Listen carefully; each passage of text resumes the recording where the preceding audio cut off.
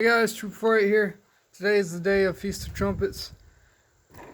And I don't know if my mind's playing tricks on me or what, but I heard a faint, like low-pitched sound, like like it was an underwater sound, like somebody's blowing a didgeridoo. It was really faint, but very recognizable. It's weird. If you guys heard anything like that, let me know. I don't know what to say about that. That is really strange. But if that was a trumpet, then I'm ready. Come on. uh,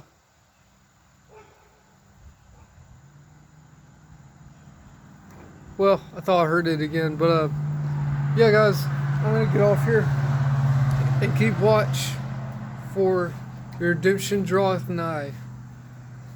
Same for me. I'm gonna keep watching and be looking up at the sky, listening for the trumpets, reading the Bible, and I'll interpret Revelation today.